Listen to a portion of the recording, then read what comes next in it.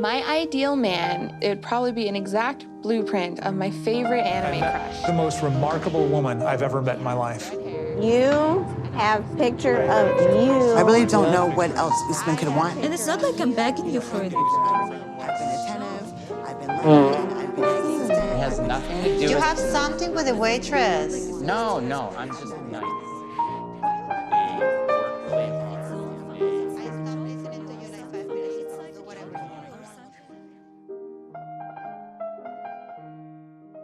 Hello everyone, and welcome to my ultimate tier list for 90 Day Fiance Before the 90 Days Season 5.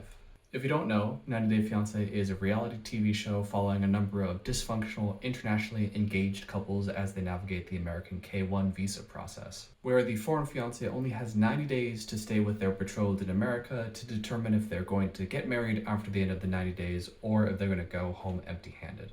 In the 90 Day Fiancé cinematic universe, Before the 90 Days is a spin-off show where the international couple hasn't actually met in person yet, so they've just been talking online, and then they agree to meet up for the very first time with cameras. The cameras pick up as they try to navigate this new relationship and determine where they are romantically, ultimately to decide if they want to continue with the K-1 visa process or not. Each new season brings new couples, new favorites, new disasters, and it's really fun to rate them and complain about them. So without further ado, here is the 90 Day Fiancé Before the 90 Days Season 5 tier list.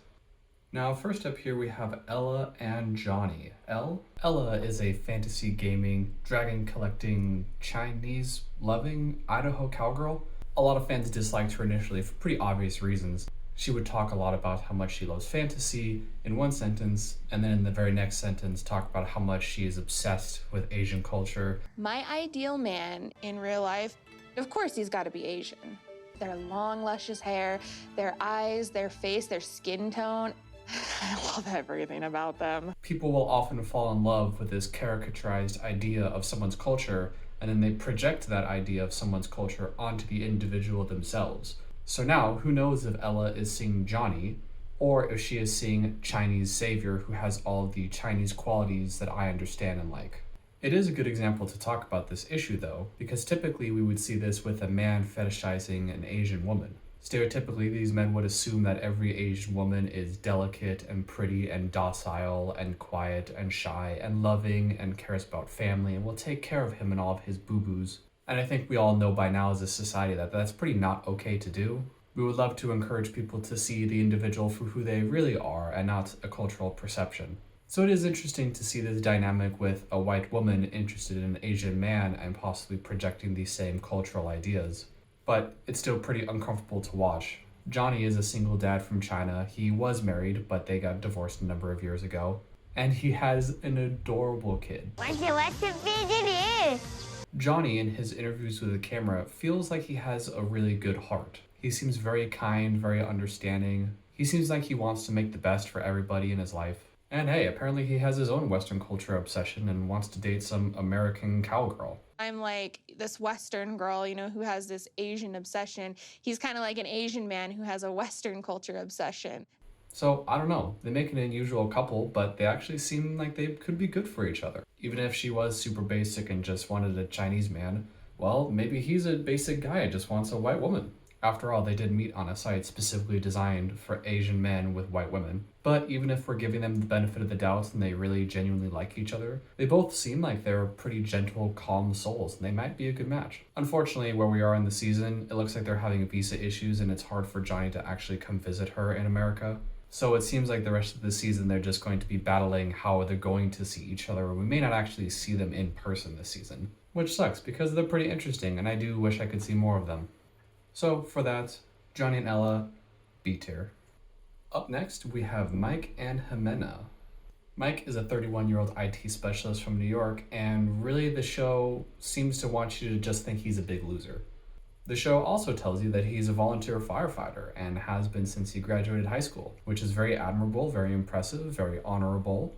Watching his intro kind of made me uncomfortable. I didn't really know as a viewer what I was supposed to think other than that he's a loser. Just the way things are presented, it kind of feels like we're supposed to just laugh at him and feel better about ourselves. And I feel like TLC has done this before, like with Danielle in previous seasons. They just kind of seem somewhat sad or at the bottom of the social hierarchy in a way that we're supposed to find entertaining. I don't know, it kind of made me uncomfortable with Danielle, and I get a similar vibe from Mike. Jimena, on the other hand, is a 24-year-old tattooed manicurist from Colombia. She has had a way more eventful life.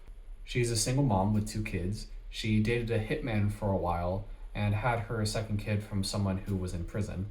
So I do feel like we as the audience should keep in mind that she comes from a place of way less privilege than probably most of us viewers have. So when we may be quick to judge, oh, she must be a gold digger, oh, she must be out to be using Mike, I do think that we need to have a little bit of compassion and understand that her life is very different from what we think. And a traditional gold digger in the Western sense who maybe just wants money to blow it all on fancy stuff and to live a fancier life, I don't think that comparison is very fair for Jimena, even if that was her motivation. So you'd be right in thinking, oh, freaking nerdy dude with hot tattooed hitman girl, like this is gonna be a disaster. And that would be fair to assume, but it really has gone a lot better than that so far. At least on camera, Jimena genuinely seems like she wants to get out of that life, to live a better life, be with a more kind, safe, caring man who will value her a lot more highly than her previous partners did. And one can hardly blame her for that. She's only 24, but I don't think her age accurately represents the amount of wisdom and life experience that she's garnered in that time. She's likely had a lot more growing up to do than anyone else on this show. I mean, she had her first kid when she was like 15. And of course, I expected Mike to be super awkward and uncomfortable, but he's actually handled himself pretty well so far. He came into this relationship with the assumption that they were going to have kids eventually, and he assumed that because they talked about it and Jimena agreed. But really that was a lie, and she had her tubes tied after the second kid and didn't tell Mike. So there's this scene where Jimena finally tells Mike about the operation, and he's disappointed, but when I expected him to sacrifice his values in order to maintain the health and safety of the relationship in a sort of needy, desperate way like I imagined, he actually stood up for himself pretty well. He said it was a lot to handle at once. He said he needed to think about it, and she was very upset. She was scared that he was going to leave her and that he was very disappointed. But despite that, he seemed to hold his ground, say this was a lot, I don't understand why you lied to me. And even in the end, if he acquiesced a little bit, I still felt pretty proud that he handled it as well as he did. In recent episodes, they've been determining how much love is there actually. Of course, Jimena cares about him as a person, but is she in love with him? Does she feel those same levels of attraction? And Mike is doing the best he can to present himself as an adequate partner and wanting to emphasize that they can work together on their problems and to grow. And in recent episodes, there's been a lot of farting scenes, and my girlfriend keeps sending me these clips on YouTube all the time. No. So, nothing too dramatic with them. We'll keep seeing where things go. And for making my girlfriend so happy, C tier. Alright, up next is Ben and Mahogany. Ben is a pastor or youth minister, priest, deacon, religious guy. Ben is definitely a unique case on this show. He's very open about his childhood emotional neglect from his parents. He grew up in a very religious household that was very controlling, and he seems to have an understanding how that's contributed to him feeling somewhat empty inside, like he's always waiting for approval, wants to feel love. As we all do, in every scene, it's so palpable how much he needs to believe that Mahogany is the woman for him and that this is going to solve all of his problems. Which is tough because, well, nobody thinks Mahogany is a real person. They've been talking for several months. They've never video chatted conveniently. And you look at the pictures and they're just so photoshopped. And yeah, some people use Photoshop and filters for their dating profiles, but I mean, come on. So, okay, maybe he's being catfished. I think we could all feel a little bit bad for Ben in that instance. Except, here's the kicker, he's been catfished before. So, I don't know, yes, we could all point and laugh at him and say how naive his being, and yeah, there's truth in that. But at least for me, I just feel bad for him. We all want love and affection and acceptance. He's in his 50s. He had a first failed marriage that he claimed was almost a sham marriage where there was never any love between them. It was just for procreation or something with the church. So he's likely never had that sort of love. He didn't get it growing up. He didn't get it in his marriage.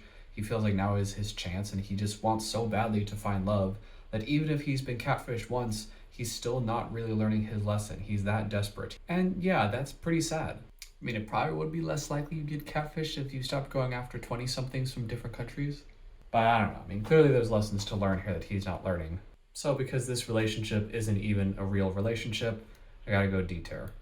Sorry, Ben. Alright, up next we have Memphis and Hamza. Memphis is pretty baller.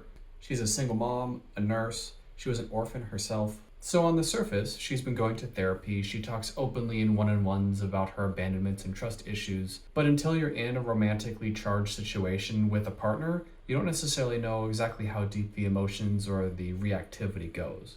And that's a good reminder for all of us out there who are working on our emotional attachment issues, is that you can do all the work you want by yourself, but if your trauma relates to other people in a romantic sense, until you're in a romantic relationship, you have no idea.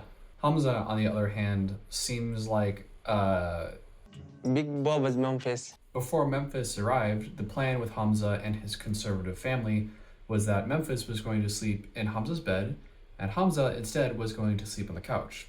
But that very first night, Hamza just says, don't worry about it. Like, I'll just come into your bed, late at nights, like no one will know.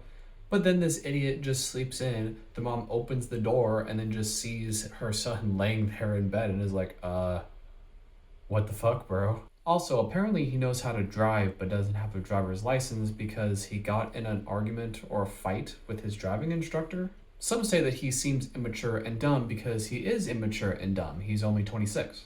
And as a 26-year-old man myself, I have to say, yeah, that makes sense. We're stupid. Things start off with this couple pretty spicy, and by that I mean the only thing we know about them for like 3 whole episodes is Big Bob was Memphis. This couple, more than others, have the greatest barrier of communication with their language. I mean, Mike and Jimena don't speak each other's language, but at least they use a translation app and it seems to be good enough. But Hamza tries to speak English with Memphis, and I'm not really sure if their communication is shit because they're shit, or if it's shit because they don't speak the same language. That makes it pretty hard to accurately assess the dingus levels of this relationship. But given her past, she likely needs somebody very attuned, understanding, and emotionally intelligent in order for her to feel safe and secure. And he is... Since then, most of the season has been her over-functioning in a time of stress and him chronically under-functioning. She will be nagging or telling him that he needs to plan things better or be more mature, take more responsibility for his actions, and he'll just make that stupid face again. I wouldn't say they're a boring couple, but it is just the same dynamic over and over again. So for that, C tier. Alright, now we've saved the best for last. Up next is Kim and Usman. Uzman is a Nigerian rapper that goes by the name of Soulja Boy, not him. And Kim is, some white woman in her 50s. So I know what you're thinking, and hey, that's rude. Age is just a number. The heart wants what the heart wants. But okay, yeah, it's not the most typical couple. But this is what Usman's ex looks like, so I guess he has a type. They don't have the best start, in my opinion. Kim just feels very desperate for love and affection, which, okay, everybody on the show has problems. But I don't mean that in a disparaging way. I really mean that in as nice a way as I can. But she seems to be just on the surface of understanding and recognizing that desperation and seems to be fighting against it the whole season. It's like she knows that she's overwhelmed by her emotions and she really, really wants him to approve of her, but she also knows that that's not really a healthy attitude and tries to act like she's not feeling that way. I feel so much emotion when I talk about him. He just makes me so happy, and I haven't been happy with a man in so long. He makes me feel so loved. And I think the audience can somewhat sense that inner turmoil and chaos with her emotions. It just seems exhausting to deal with if I was her. So when Kim finally goes to Nigeria to meet up with Uzman, I personally wasn't expecting a lot, but it's not bad. This is one couple that when I first thought about it, I thought, is he using this platform to further his career? Does he really care about her? What's going on with this type thing? Before she even arrived, they both agreed that they were not a couple yet. They were going to meet up just to see how things go. Maybe at the end of the trip, they could be more official. But she booked the most expensive room in the whole hotel, the honeymoon suite, for herself, and then bought this guy a new MacBook Pro and a PS5? No! Since then, things have been going pretty well. They're having these good interactions. He seems to be defending her. She seems to be sticking up for him. But Kim has been really pushy for sex. Like, it's real uncomfortable. Wait. Hopefully you'll be here with me. This will be your side. That's your side over there, just so you know. Are you gonna sleep let's sleep with that instead of me? That's cool. I think you should give up your room and give it to somebody in your team. Wait. I really want you to stay with me. I really do. I really don't know what else Usman could want, for him to move in my room. I've been attentive, I've been loving, I've been his assistant, I've been his manager. I've done everything I can do. And the last thing I'm doing is I'm not gonna bait. So do you wanna like watch a movie? Do you wanna have sex? I just thought I'd throw that in there. I just thought I'd try. I mean, you could show it to me and let me see. What is that? Let me be the judge of your yammy. Show what? Your yam. You will know when the time is right. Willie? Yeah. Will I know before this trip is over? Just calm down, you know. See, you're holding the pillows. You could be holding me like that. No, don't worry about that. Please chill. That is too early. I don't know, man. Call me a hippie, but can't you just talk about your feelings? But I don't know. If a couple could have that conversation, then they wouldn't be picked to be on the show. Overall, it's pretty dramatic. It's pretty entertaining. Kim and Usman, I give you B tier. All right, everybody, we got 2 couples left. They're my favorite. I'm so excited to talk about them. Up next, we have Gino and Jasmine. I love this couple. They are so dramatic. It's so wild. It's just bonkers. They are both just so entertaining as individuals. So Gino is a total nerd. He's a middle-aged engineering guy from the Midwest. He has no sense of fashion. He has no social taste. He has this goofy freaking laugh. He's just a complete nerd, and I love it. I mean, you couldn't write a nerd any better. He shows up and gives her a toothbrush as a welcome gift. A gift, mind you, that was supposed to be an early Christmas gift, and he got her a toothbrush. It wasn't even wrapped. This gift that I brought for Jasmine is meaningful because manually trying to clean your teeth, it's difficult. That thing's spinning, at a high rate, and, it's so much easier to use. And then you have Jasmine, who is, Oh, baby, I don't give any tips in Panama. But normally we tip, if it's a good waitress. I'm just saying, You have something with the waitress.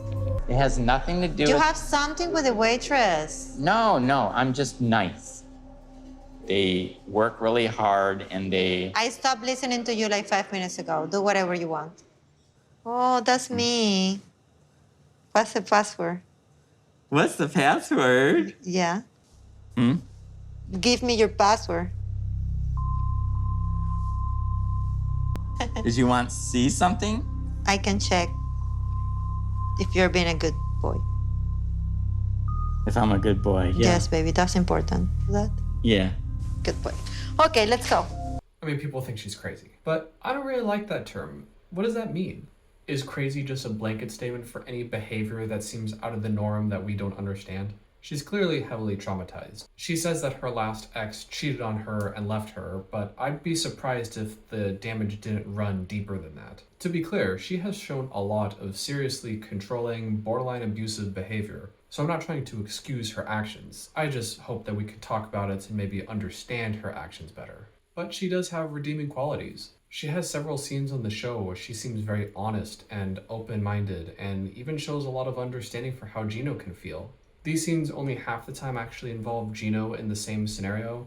The other half of the time they're one-on-one interviews with the producers, so it would be good if she could show a little bit more of that honesty and understanding to Gino himself. But it's still good to see some sort of silver lining, at least some potential in her. Again, this is not an excuse for abusive behavior. She needs serious therapy like ASAP, and Gino needs to protect himself. I'm just sharing that I at least see some hope, even if it's not going to work out in the relationship. And besides the whole crazy thing, they actually seem kind of good together.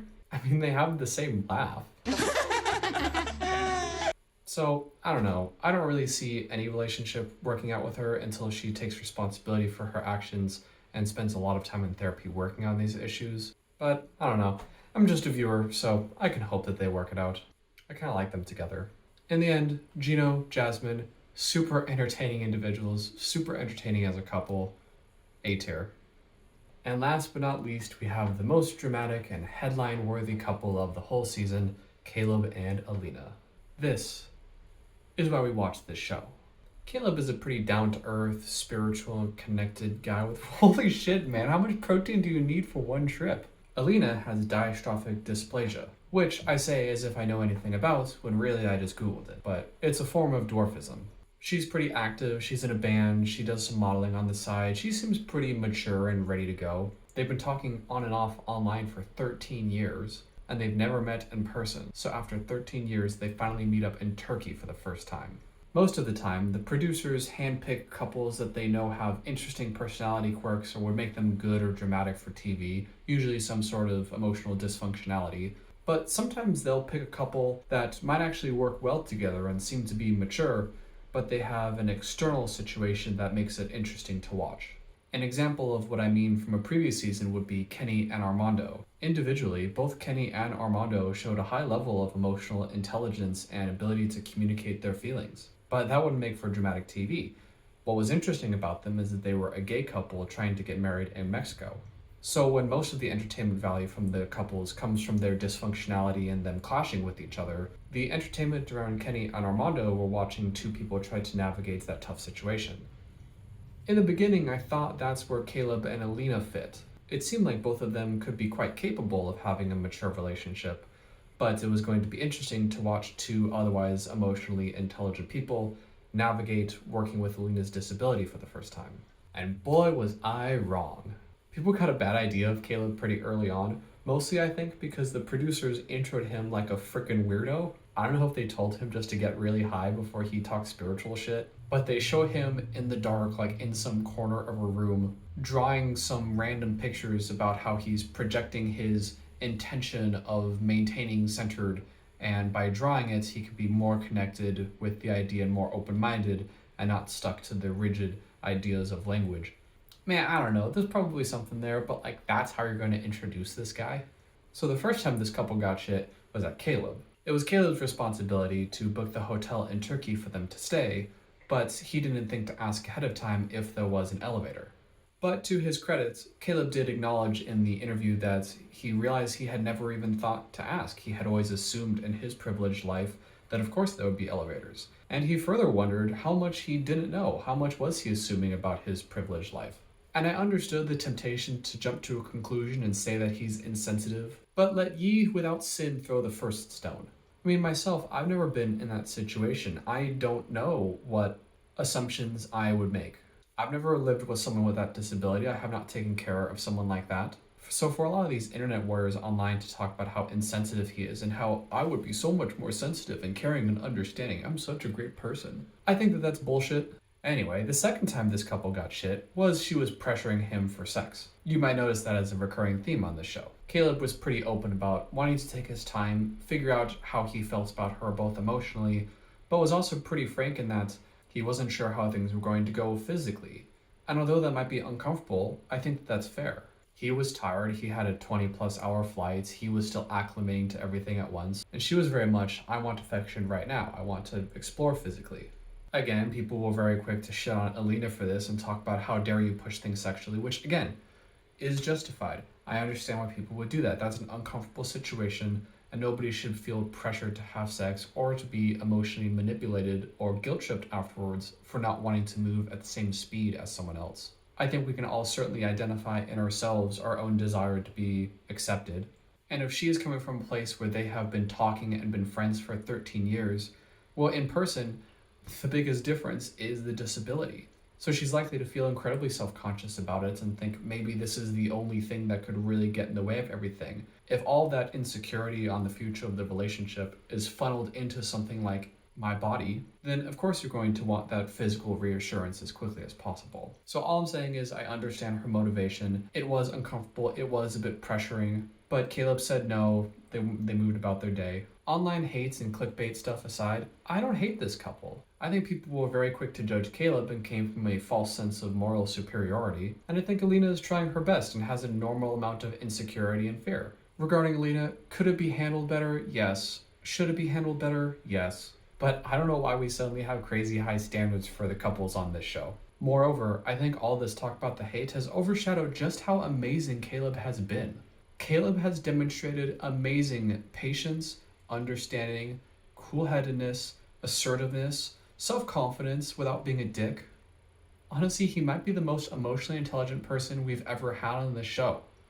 Meanwhile, all this drama about Caleb and Alina has distracted us from the real problem of this couple, the real villain of season 5. Fucking Elijah. Elijah is Alina's roommate, whom she takes along with this trip in order to help Caleb navigate the wheelchair situation, but also to appease her mother, who was worried about her. And Elijah is the worst fucking, he's pushy, he's insensitive, he has no sense of boundaries, he's a dick, he's holier than thou, pretentious. With all these examples, I've had to wonder, what is Elijah really like? What is Elijah really about? I don't know if he's used to just feeling very important in someone's life because he helps out Alina all the time, that's contributed to a sort of grandiose picture of himself, or if he feels threatened by Caleb's presence, like he might be being replaced. I think he feels better when there is turmoil between their relationship because he can have the luxury of sitting back and sipping lemonade and watching their strife. I don't trust his motivations, his character, his personality. So back to Alina and Caleb, this is why we watch the show. So much drama, so many headlines. They, S tier, easy. All right, well, that does it for the 90 Day Fiance Before the 90 Days Season 5 tier list. Congratulations to Caleb and Alina for being the most entertaining couple on the what's going on with and congratulations to Gino and Jasmine. Most entertaining couple, you really earned it. Thanks for watching, everybody, and what do you think of my list? Do you think I let anyone off too easy, or do you have any spicy takes of your own? Let me know below, and I'll see you in the next one.